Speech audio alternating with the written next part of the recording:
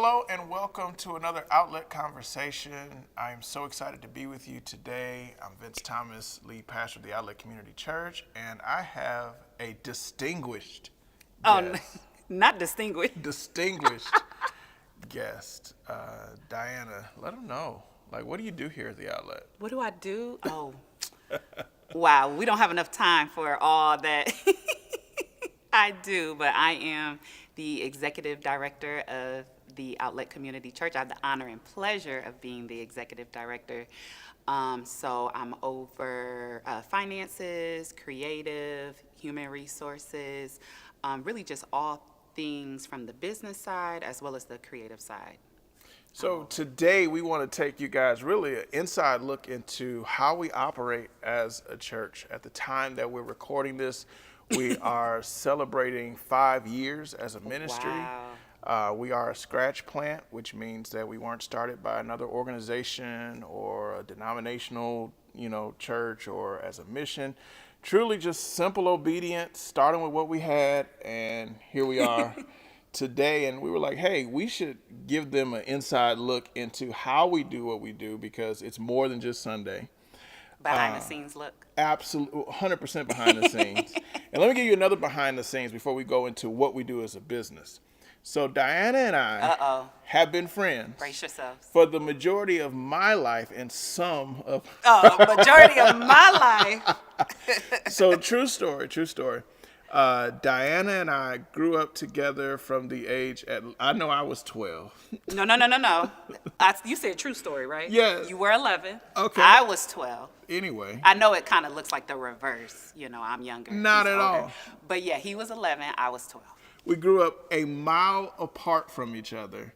And I did not know this until I met her now husband, Brian, when they were engaged.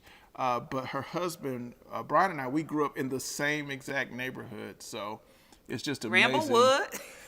Don't mess with the wood. Okay. The mean streets. You had to come through that gate. Farmington Hills. You had through to come, the gate. You had to come through that gate correctly. That shows you all what type of neighborhood he lived in. Don't listen. She grew up in through a gate. She grew up in. I didn't have a gate. West Bloomfield. I didn't have a gate. Don't West Bloomfield. But I will say one of the things that I have loved the most about pastoring the Outlet is that I get to do real life with truly real friends. So, you may hear us crack on each other from time to time. You may hear an outstanding joke from myself on her. Outstanding. According to whose standards? Everyone. Okay. All of them. We'll let Drew vote. We'll let him vote. But ultimately, throughout all the joking, it has been, and I only say a few nice things of Diana the whole year, but This is the second one today. I'm over my quota. But it is an honor to be able to, we really do life. There's probably not a day in the last 4 years. Unfortunately. Over 4 years. That we have not all talked in some shape, form, or fashion. Sure.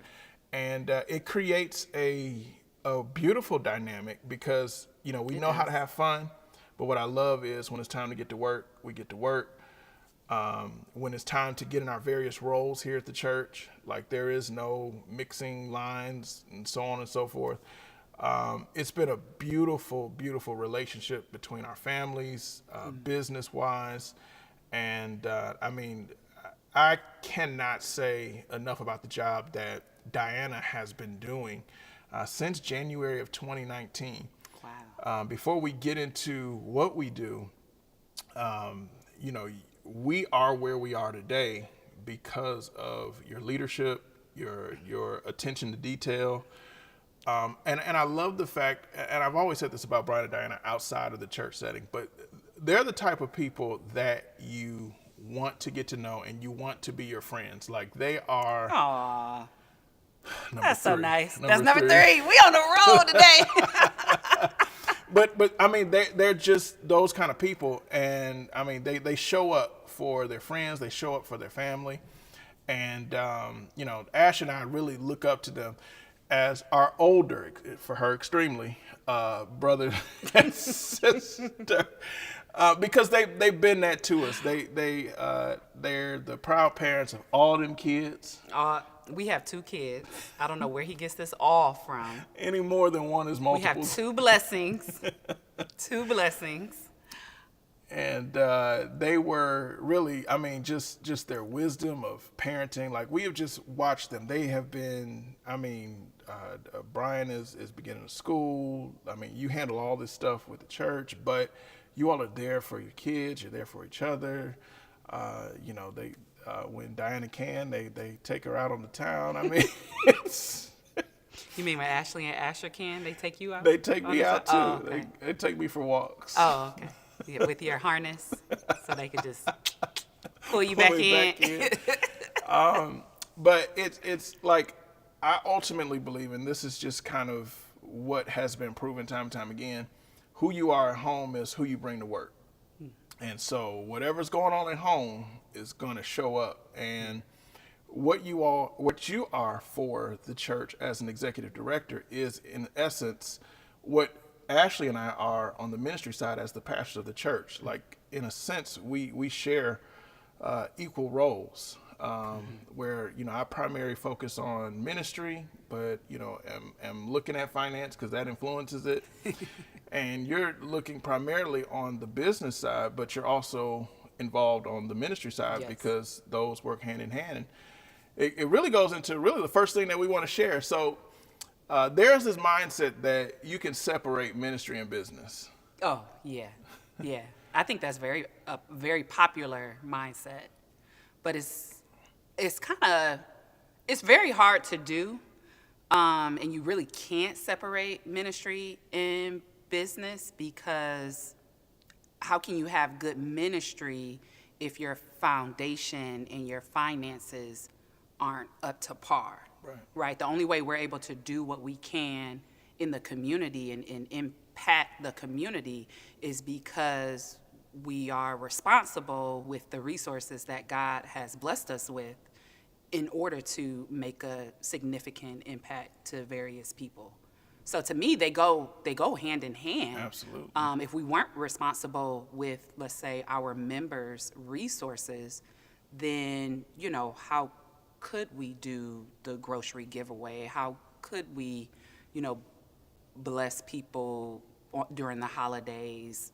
We couldn't. Because it's do that. all given up. Exactly. Yesterday I was reading a quote that there are 38 parables in the Bible. 16 talked about finance and stewardship. Wow, that many? Almost half of the parables in the Bible dealt with money. Yeah. More than heaven and hell, more than faith. Wow.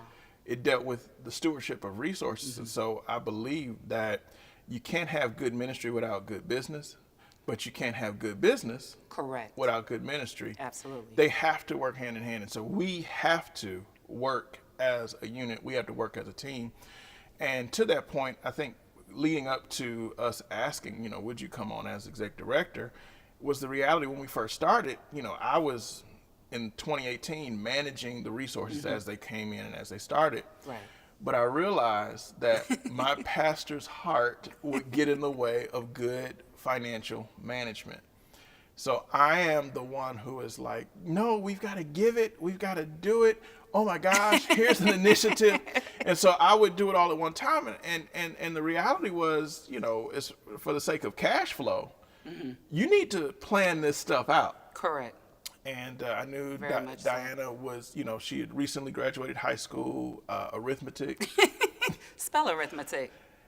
Sound it out. Oh, okay. Anyway, it's not a spelling bee. This is a conversation. At the time, I was getting my MBA. I was working on my master's in business administration. But to your point of you want to give it all away, and we do want to give it all away. But if you don't manage it properly, you give it all away, and then you have nothing to We can't even pay payroll. run the building, right, to you know, pay contractors or just pay people who have been a blessing to the ministry. We wouldn't be able to do nothing. Everything would be shut down in January because, you know, our pastor with a big heart gave it all away.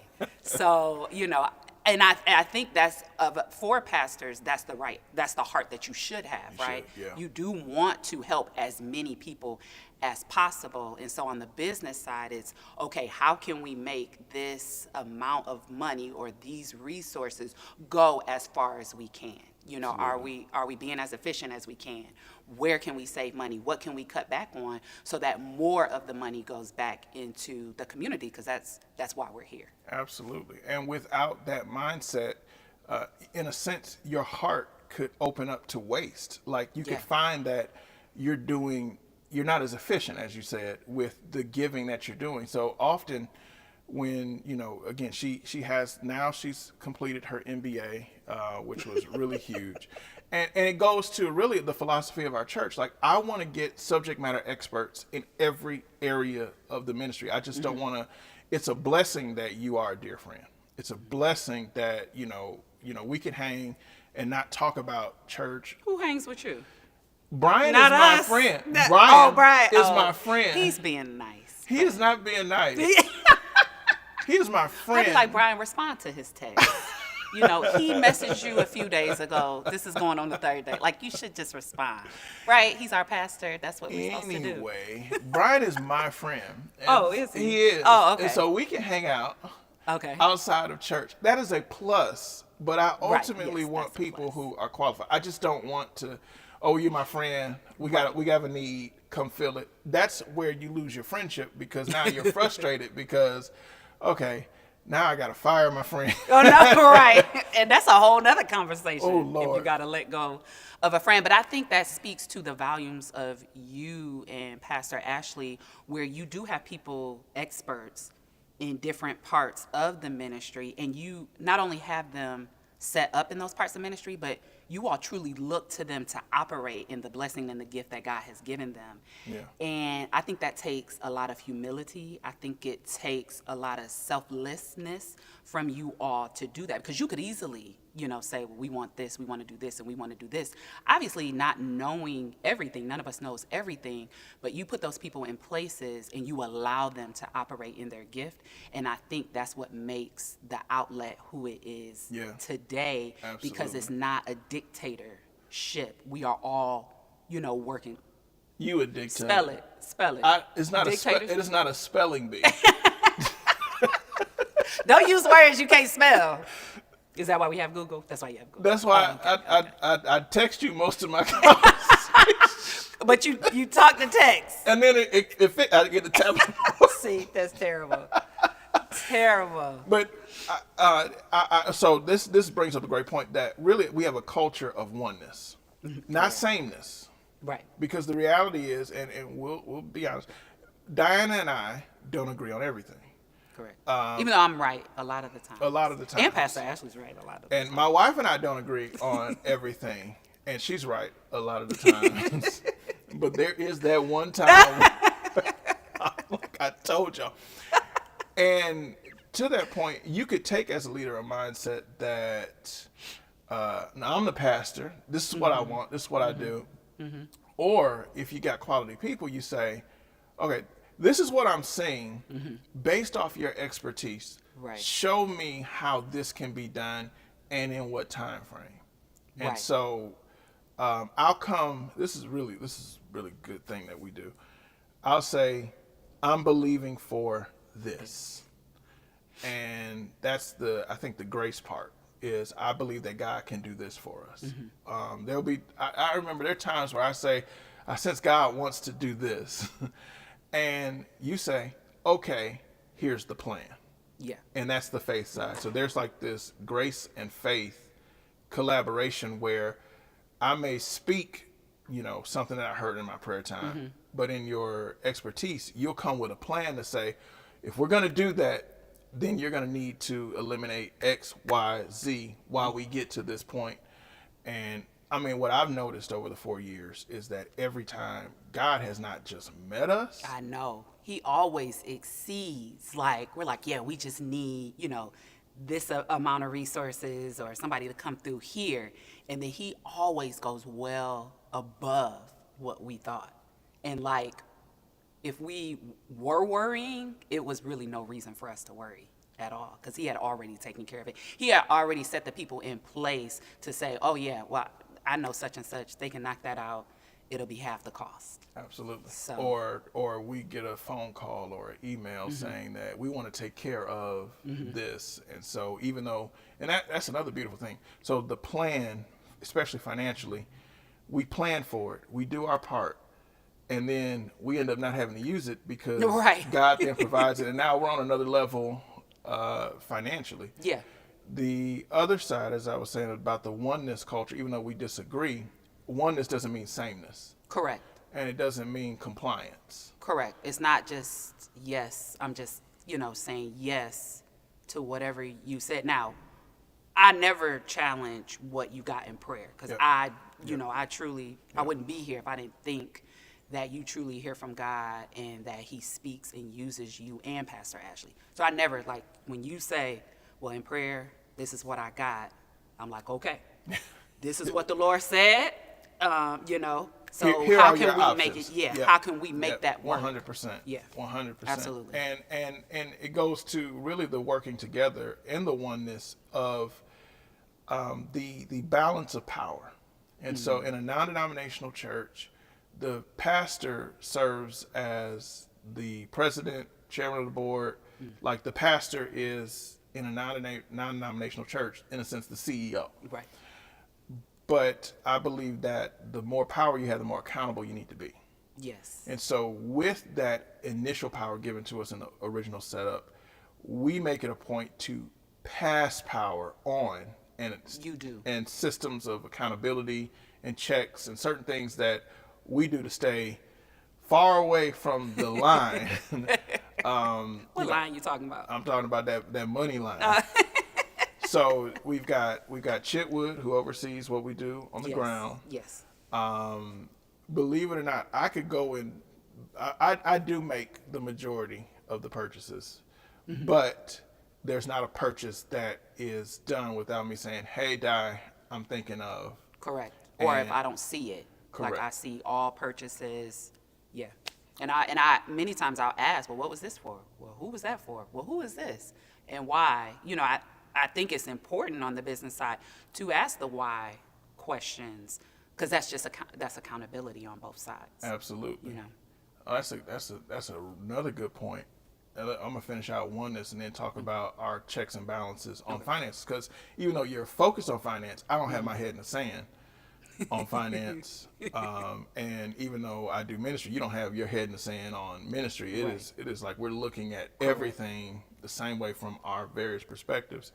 But when we have things that we don't see eye to eye on, and we sit and we meet and we talk it through, what we do make sure of is after that meeting or after that interaction, we're a unified front going forward. Correct. Yes. So we will disagree, many times amongst, how you have a meeting after the meeting or a meeting before the meeting. So we'll have our meeting before the meeting or after the meeting to come up with our plan because it is very important to show a unified front, not only on a personal perspective with our friendship, but also on the business perspective, because you don't want anything to compromise what the Lord has blessed us with. That is so key, because it's like we looked up overnight and we had this simple operation that got extremely complex. And Very much like so. decisions had more weight and words had more power. They did. And They do. getting one of us to go in a particular direction could mean the direction of the church could move in a particular direction. So I think we realized that, oh no, to everyone outside of the four of us, our spouses and us talking, once we leave that meeting, we're on the same page. We're saying the same thing. We're talking through everything. If we have separate meetings that may impact either one of us, hey, I want you to be aware of what's going to be coming your way. This is what I said. Would you have said anything different? Right.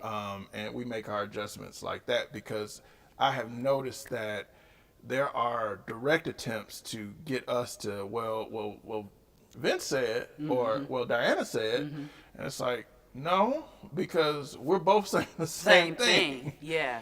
And it's just like you said, words hold so much weight, right? So people could come to us and say, well, yeah, Pastor Vince said this, And because I know you, to them it could have came across as something else. And they very well, had good intentions, and I could see how they may have taken that the way that they did. But because I know you and Pastor Ashley, I'm like, I know what they mean by that. And Right. so therefore it's not like necessarily a personal attack on me, or I don't take it any type of way, because I know you all's heart. Right. And I know that whatever is communicated, one is communicated in love, and then two, it's always, you've thought through it. It's a strategy behind it. It's not just, well, this is what we're gonna do because this is what we feel like doing. It's never that. So Right. anytime I'm met with anything within the last 4 years, I always bring it back to say, Right. hey, this is the information I got. Yep. What do you think about it? But two, just to say, hey, this is how it was portrayed. And you'd be like, oh, no, this is really what it was. So those open lines of communication, I think, are like key. Absolutely. In marriage, in business, Yep. friendships, like just being open, honest, transparent, and constantly communicating, I think is one of the reasons why we're in our 5th year. Absolutely. And we have brought our home life really to work. Mm-hmm. So, with Ash and I, we're the same way. So if we don't agree on something, we're going to talk it through. Like, for instance, I'm going to use a recent example. Ash she's always thinking about her women. Always thinking about her women. And over the years, I will have to say, Diana has rubbed off on me when it comes to spending. But I have also rubbed off on Diana. And for the last 12 to 14 months, what I have noticed is I have come in with a lower number and she has come in with a higher number. That's true. To give away. And it's a beauty in that. And there was a time where in the last conversation we had about a particular budget, we had 3 different numbers. We did.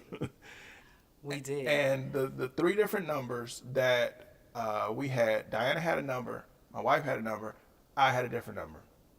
I will say my number was the lowest.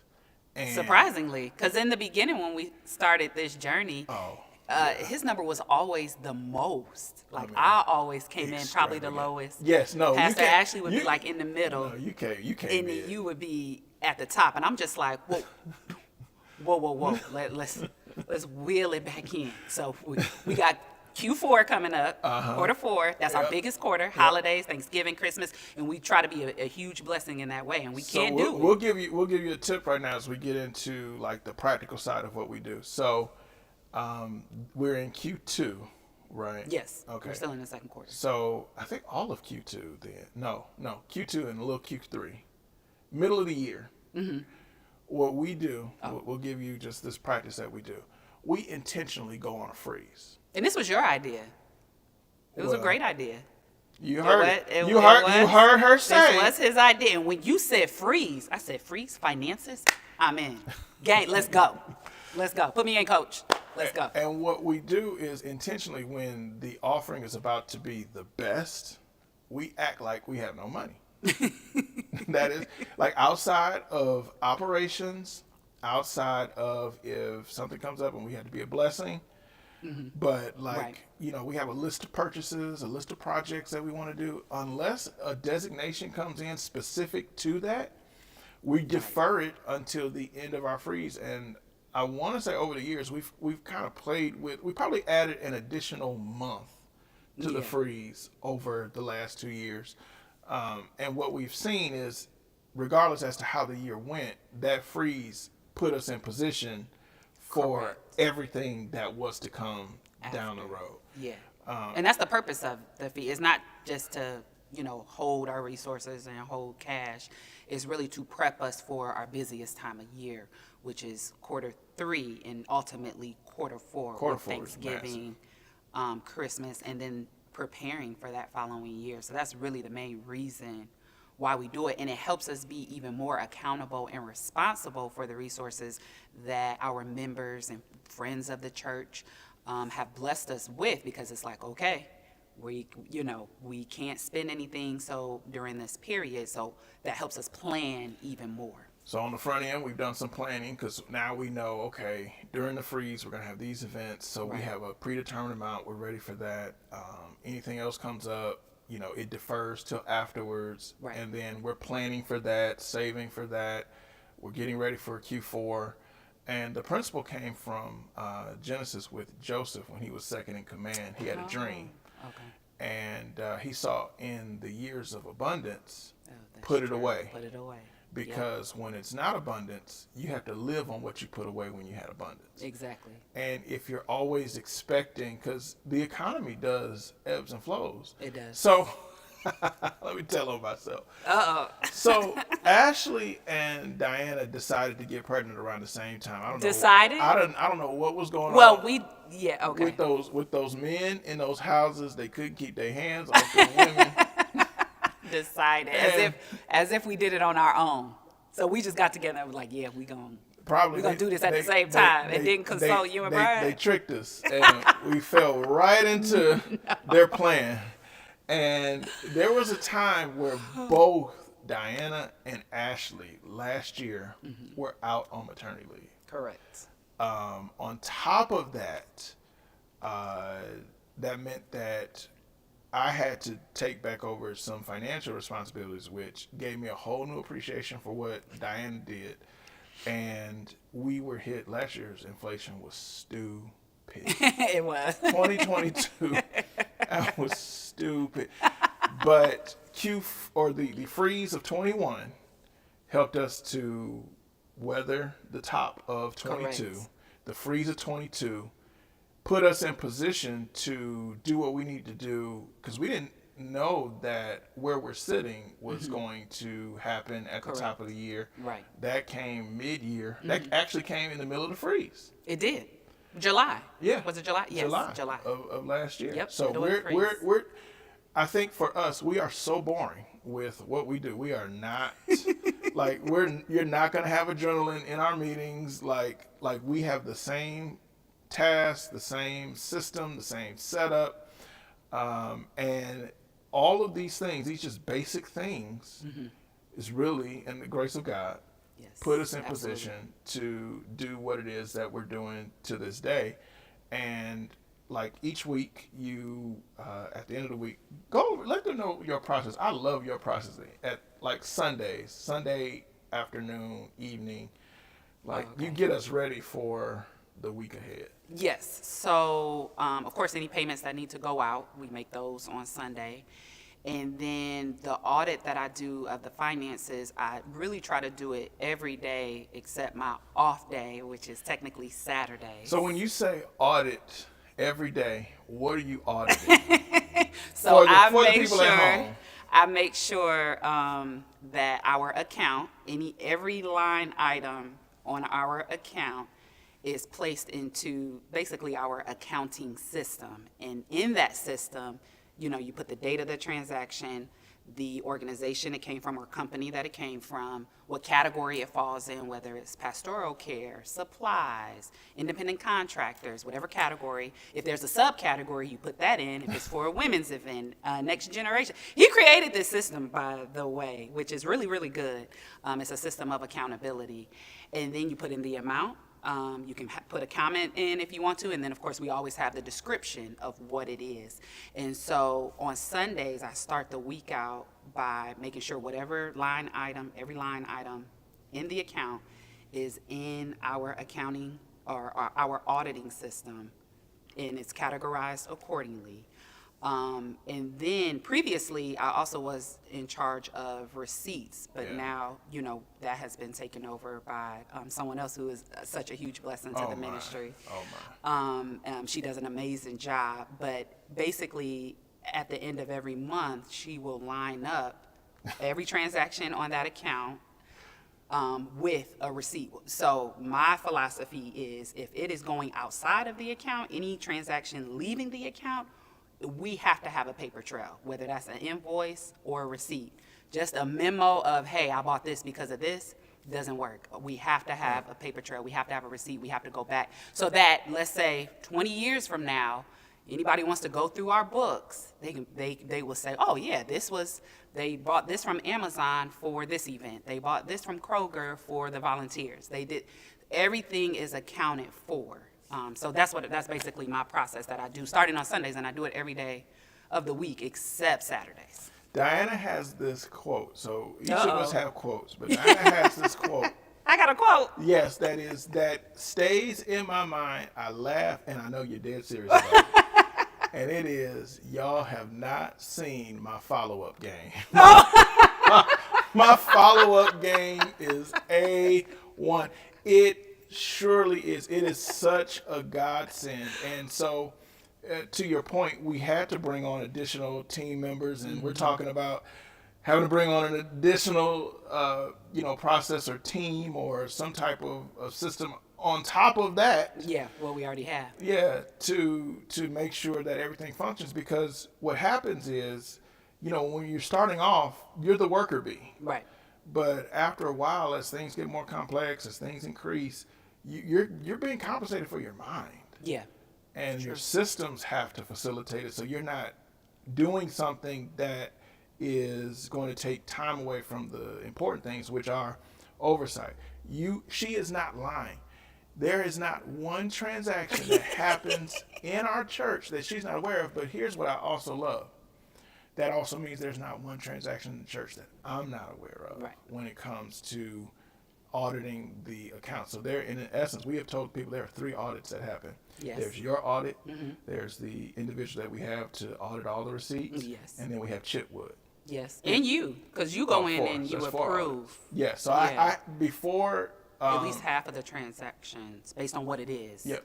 If it's an expense, you approve it. Correct. Unless it's a reoccurring expense, then it'll Correct. automatically post in our audit But we system. see that we already know what that those is, are. exactly. But yeah, if it's not a fixed cost that we have, then yeah, I'm going through, and before they post to the ledger, Yep. I have to approve. So it's checks and balances on both sides. So if anybody ever had to put us in jail, you had to get the both of us. No. and not just her. No. We got a paper trail for everything. You will go after him and him only. Thanks.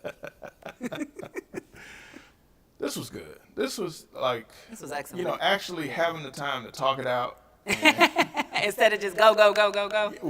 I mean, this has become second nature. We have our Yes, weekly meetings. we do. We have multiple meetings. I try to skip some of our. She doesn't. She does not, because she will You say, not- when are we meeting she this will- week? she will not And I'm let like, me- wait, didn't we already have No, 2 meetings? no, we No, didn't. we need to talk about, Yeah, we didn't talk about finance. So she does creative, and so we have to deal with that, because that has a level of employees, contractors, Correct. but then also strategic planning involved. So Right. all of those things kind of work together. But it's like, no, we have not talked specifically. about the business. No, we will talk about personal life, get caught up, then talk about creative, and it's like, oh no, we have to talk about now. So there's a lot of communication that goes on, but as you all can see, we have to do this and be on the same page. Again, as I've said before, Brian, Diana, and she's here today, so specifically Diana. The integrity piece, the character piece, the type of person, the type of life she lives, all of those things work together as she stewards the finances and the business of the outlet. I truly mean this with all my heart. We are not where we are today without her selfless contributions, week in, week out, month in, month out, now year in, year out. And, she's an extreme gift. So I wanted an opportunity for you all to see kind of behind the curtain, see how we do what we do. I wanted also people to get to know Dianna King and who she is and what she does, because often she's just taking care of things that I've asked. So, if you don't know how we operate, we believe in excellence. Yes. It is excellence. It is thorough. It is quality. It's who we are. But at the end of the day, I believe that God honors that, and we see it with our own eyes. That we started with $2,900 in the bank under a tree, and just where we're taping at today is just a testament of God's faithfulness to just doing right by the small things. It is. But that says a lot about you and Pastor Ashley. Like, the church by far would not be where it is at without you all's leadership and your obedience and transparency to the congregation at large. So thank you. You all do a lot. Like you said, people don't know the half of what you do behind closed doors, but they are constantly, if they're not helping, they're strategizing on how they can help other people well outside their household. So these are the nicest things. I'm glad we recorded this. I don't think we've ever been this nice to each other in a given time period, in a concentrated time period in our lives. So this is history. Our children will thank us. It's just so cool. I mean, truly, my dearest friends in the whole world. I hope they have a picture of us from the gala because I look good that night. Do you?